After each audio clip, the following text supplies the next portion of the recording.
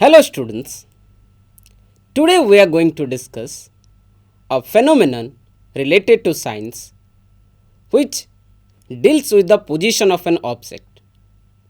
So before we proceed for that discussion, let's have a look at some of the pictures and tell me what you conclude from those pictures. So here is the first picture in front of you. As you can see, there is a football lying on the ground, and in the second frame you can see a ball is rolling. So what do you conclude from these two frames? Of course, you must be saying that the football is at rest, and the second frame that ball is in motion, that means it is rolling. Correct. Coming to the second frame, as you see, in the first frame, a boy is sitting on a bench, and in the second frame, we see a boy is walking. So, what do we conclude from this again? We see that the first frame, the boy is at rest, and in the second frame, we see the boy is in motion. So, definitely you must have guessed that today our topic of discussion will be your chapter 8, that is motion. So dear students, in this chapter we shall first learn to describe the motion of object along a straight line and express such motions through simple equations and graphs. So today we will focus on describing the motion of the object along a straight line. As in the previous slide, we saw in that frames in the picture, and we were discussing about rest and motion. So when we say an object is at motion or an object is at rest, what does that mean? When we say that the object is at rest, that means that object is not changing its position with respect to time. And when we say that an object is at motion, that means the position of that object is changing. So dear students, in order to specify the position, when we say something is moving, an object is changing its position, how can we say that an object is at rest or an object is in motion? That means we see that the position of that particular object is changing with respect to time. Whenever we are observing, being an observer, when we observe an object, if the position is changing, we say it is in motion. If the position is not changing, then we say it at rest. Now, as we know, to specify the position of an object, we need a reference. For example, I may be standing 5 meters away from that wall, but my position will be different when you compare with yourself. I may be standing several kilometers away from you, but I am the same person standing at the same place. That means when we specify our position, we need a reference point. With a different reference point, my position will be different. And what do we call that reference point? We call that reference point as origin. So whenever we are specifying the position of an object, whether it is in motion, whether it is at rest, we describe that position with a specific point, and that is called as your origin. So if I say I am standing 5 meters away from the wall, for me the wall is a reference point. And if I say I am standing several thousand kilometers away from you, that means my reference point is you.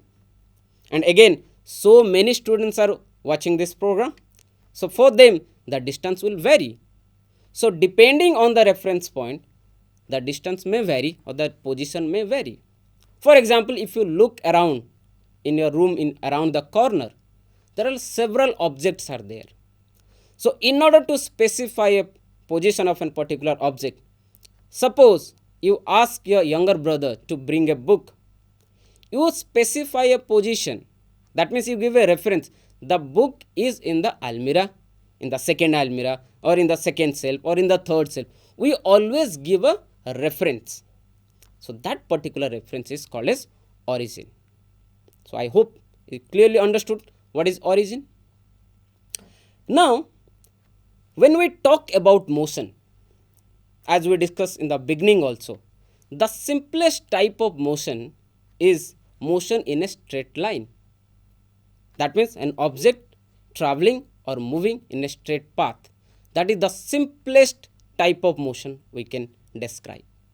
So today in this module, we will discuss about motion of object in a straight line.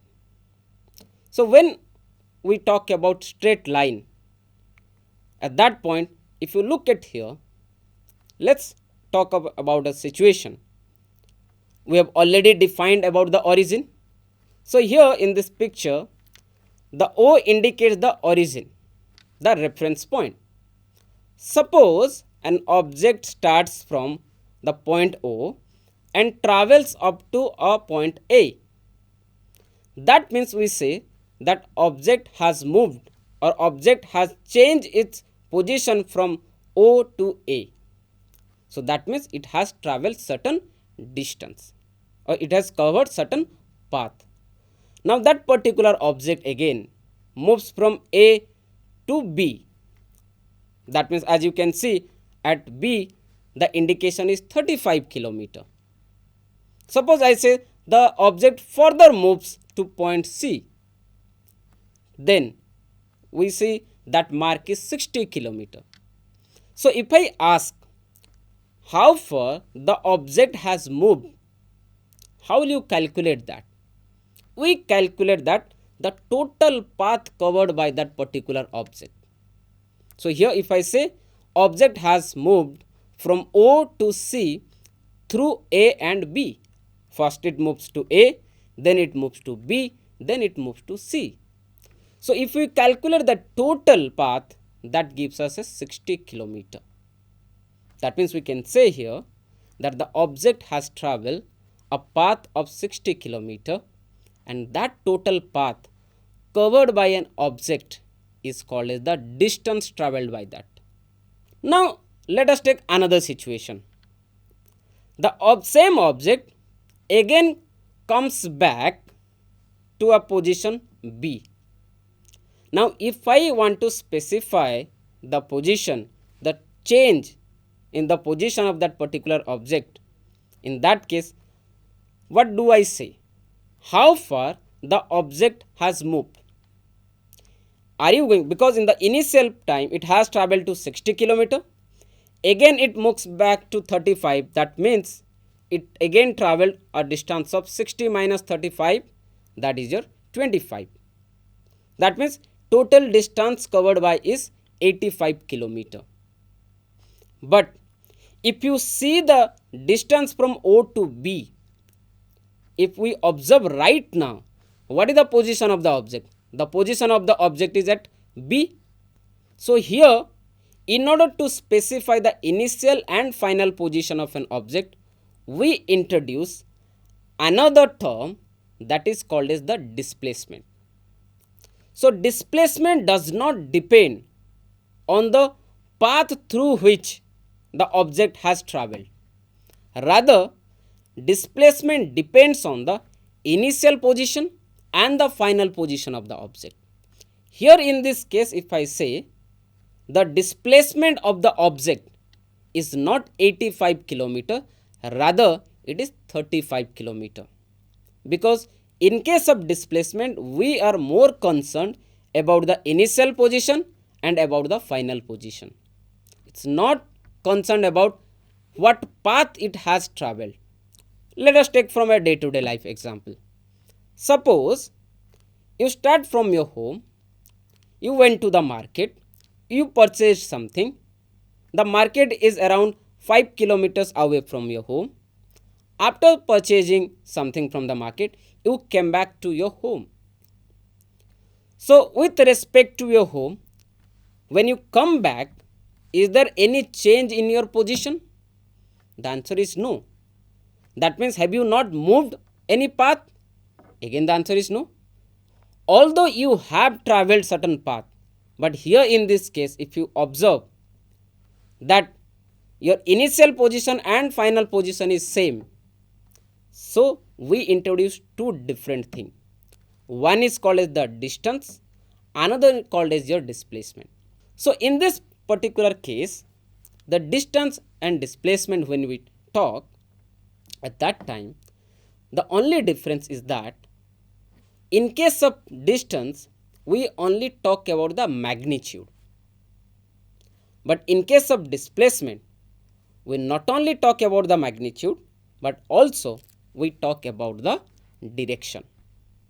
We went in the direction of the market, then again came back, so we are specifying the direction. So distance is a phenomena only connected to the magnitude, whereas displacement we have both magnitude as well as the direction. So I hope now you have understood what is displacement and what is distance.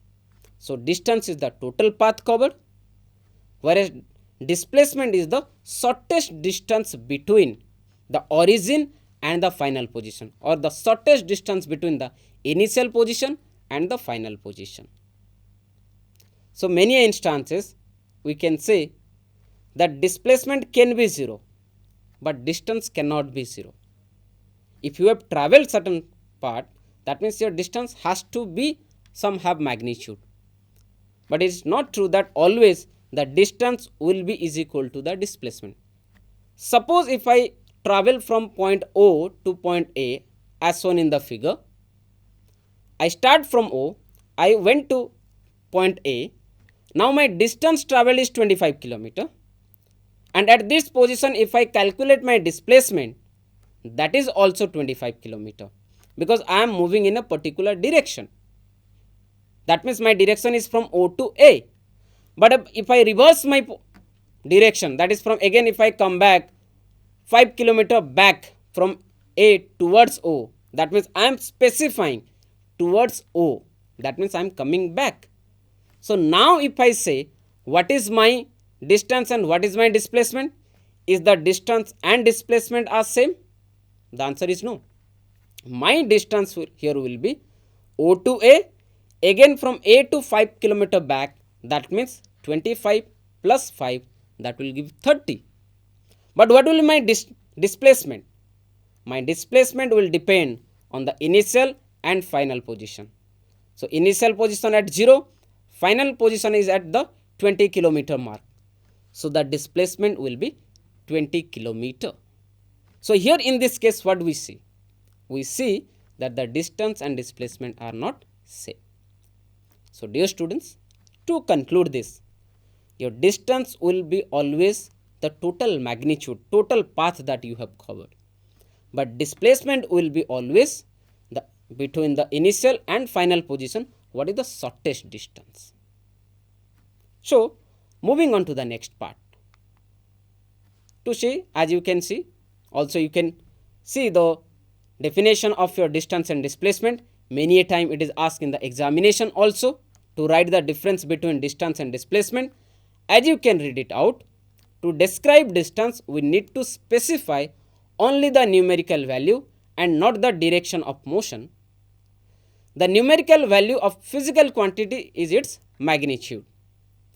The shortest distance measured from the initial to the final position of an object is known as the displacement. So as we have already discussed about distance and displacement, let's solve a simple numerical related to distance and displacement. You can see it on your screen. The question is, a farmer moves along the boundary of a square field of side 10 meter in 40 seconds. What will be the magnitude of displacement of the farmer at the end of 2 minutes 20 seconds from his initial position? So here the time duration has been mentioned and the sides of the square field has been given. So we need to calculate the displacement of the farmer from any particular position in 2 minutes and 20 seconds. So I guess all of you can give a try for it. What will be the displacement? So dear students, let's try to solve it. So if you see, let's assume this is a square field A, B, C, D having a side of 10 meter. So if the farmer starts from position A, comes to B, then to C, then to D, then A, that gives a complete round. So in one complete round, what will be the total distance travelled? The total distance travelled will be the perimeter of the square. That means 10 meter into 4, that is 40 meter. That means the farmer moves a distance of 40 meter in 40 seconds. So the time duration given here is your 2 minutes 20 seconds. That means total 140 seconds. So if we apply unitary method, the farmer moves 40 meter in 40 seconds. So how far he will travel in 140 seconds? The answer is very simple, that is 140 meter. So now if he is moving along the boundary of the square field, that is 140 meter, he has travelled 140 meter alongside of the boundary of that square field. Our task is to now calculate what will be the displacement. And as we know, already we have discussed, displacement is nothing but the shortest distance. So if we calculate here in 140 meter, how many round that farmer will complete along the side of the square field? So that means if we give 140 divided by 40, that will give us 3.5. That means 3.5 round. So when he completes 3 round, his displacement will be definitely 0. Then half means 20 meter. 20 meter means how? From A to B 10 meter, then B to C again 10 meter. So after 140 seconds, the farmer will be at the position of C. That means if he has started from the position A, after 140 seconds, he will be at the position C. Now, how do you calculate the shortest distance between A and C? The shortest distance will be the diagonal, that is AC. And if you apply here Pythagoras theorem, then you can find out the distance between A and C will be the square root of AB square and BC square. That means you will get, that is the root over of 200 meter, and that will give you the answer as 10 meter, that is 10 root 2 meter. Root over of 200, that is 10 root 2. So here the displacement of the farmer in 140 seconds will be the shortest distance, that is AC, because the initial position will be A, final position will be C. Hence the shortest distance will be the diagonal, that is AC, and the diagonal will be 10 root 2 meter. I hope you understood. So this is how we can apply the concept of distance and displacement. So now let's talk about some other phenomena associated with change in the position. So as we have introduced the term time along with the change in the position, so here one concept that we can see, if an object is changing its position equal distance, if it is travelling in equal interval of time, then the phenomenon that we say is it is in uniform motion. That means a particular object is travelling equal distance or equal path in a particular duration of time. Suppose an object travels 1 meter in 1 second. In next second also it travels 1 meter. In the third second also it's traveling another 1 meter. So what we observe, that in each second the object is traveling a distance of 1 meter. As the object is covering a distance of 1 meter in 1 second and it continues to do so in the coming seconds also, we say that the object is traveling equal distance in equal interval of time, and we call such type of motion along a straight line. So here again we need to keep it in mind, the motion we are describing is a straight line, and that will be uniform motion. Now the opposite is when an object will travel unequal distance in a given duration of time. We will call it as non-uniform motion. For example, a car going on a straight road, because of the traffic jam, it travels unequal distance in equal interval of time. For example, it takes 10 minutes to travel a distance of suppose 20 kilometer. In another 10 minutes, it travels only 10 kilometer. So here what we see, the time frame is same, that is your 10 minute, but the distance traveled by that particular car in a straight line is different. In first case different, and the second case it is different. So if an object is covering unequal distances in a given interval of time, we call such type of motion as non-uniform motion. So dear students, at this point let's have a look at a video from which you can clearly understand what is uniform motion and what is non-uniform motion. Uniform and non-uniform motion. Motion involves the changing of an object's position. Let's consider a rubber ball that's just sitting on a table. If we push the ball, it will move from its original position. The force created by a gentle push has set the ball in motion. Motion can be one of two types, uniform and non-uniform. First, we will look at uniform motion. Imagine someone riding a bicycle down the street. He covers 30 feet in 2 seconds, another 30 feet in 2 more seconds, and another 30 feet in 2 more seconds. In this instance, the cyclist covered equal distances in equal intervals of time. An object moving at a constant speed, covering equal distances in equal time intervals, is in uniform motion. Let's see how the cyclist's uniform motion can be represented on a graph. On the x-axis, we will mark time in 1 second intervals, and on the y-axis, we will mark the distance travelled in 10 feet intervals. For the first 2 seconds, the distance covered is 30 feet. Draw a line from 0 to the point on the graph where 30 feet and 2 seconds intersect. The second point is at 4 seconds, where the total distance covered is 60 feet, 30 plus 30. Mark the place where 60 feet and 4 seconds intersect. The third point is at 6 seconds, which intersects with 90 feet, 60 plus 30. If we connect the 3 points, the graph will be a straight line. Uniform motion will always be shown as a straight line graph. Now let's imagine another cyclist on the road. This one is covering 20 feet in 2 seconds, then slowing down and covering 10 feet in the next 2 seconds. Then he speeds up and once again covers 20 feet in the next 2 seconds, but slows down in the next 2 seconds and covers only 10 feet.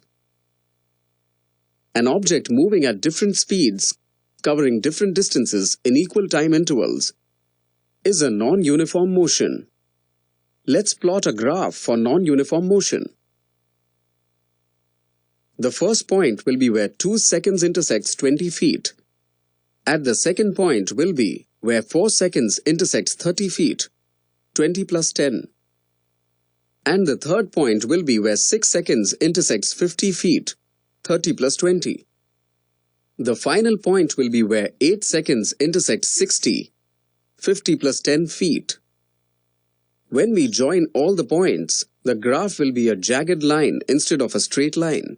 So, in the video it was very much clear that if an object covers equal distance in equal interval of time, we call it as uniform motion, And if the object covers unequal distances in equal interval of time, we call it as non-uniform motion.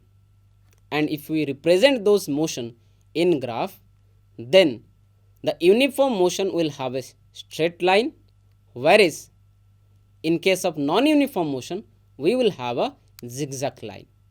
So that's how we can represent uniform and non-uniform motion in a graph. Now moving on to the next concept is when we introduce time interval and distance. So that rate at which the distance of that particular object is changing, or if we see how far that object has reached in a given time period, we introduce another concept that is called as the speed. Speed is nothing but the total distance traveled by an object in a given duration of time. So if you start from a position, we reach at another position, we will calculate the distance between it, and the time duration taken by that particular object to cover that particular distance, we will call it as speed. And again, here we will only concentrate on the magnitude. So speed is only related to the magnitude, that is the distance travelled and the time taken, that will give us speed. And as you know, speed is given by the unit meter per second, because the SI unit of distance is meter and the SI unit of time is second. So the SI unit of speed will be meter per second. And as I told, the rate of motion of an object is to find out the distance travelled by the object in a unit time. So at this point, as we have already introduced the time duration or the time interval for the change in the position of an object, let's introduce another term related to the rate of a motion of an object, is that speed. So how do we define speed? Speed is defined as the total distance travelled by the total time taken. Suppose we start from a position and we reach our end position. We calculate the total distance between the initial and the final position and the time taken by us to reach that particular position. So that will give the speed at which we have moved. And the quantity is nothing but your magnitude. So here speed is a quantity that we only specify by its magnitude. There is no direction for it. And the SI unit for your speed is meter per second. As all of us know, the distance is given by meter and the time is given by second. So the SI unit will be meter per second, and this is represented m per s or ms 1 minus, that you can see in the screen also. Now at this point, let's have a look at a video in order to understand what is the rate of motion or how do we calculate speed of an object. So here is the video for you. Hi, I'm Remo. I work with Speedy Pizza, 100% on-time pizza deliveries. The back office team always helps us keep our reputation. But today, they are busy. Can you help? All you need to do is calculate the speed at which I should travel to make my deliveries on time.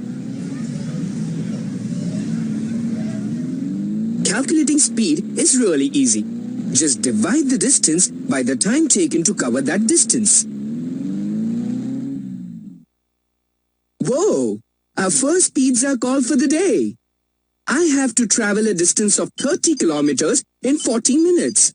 Let's figure out what speed I should travel at. The formula for calculating speed is distance divided by time. 40 minutes is 2/3 of an hour.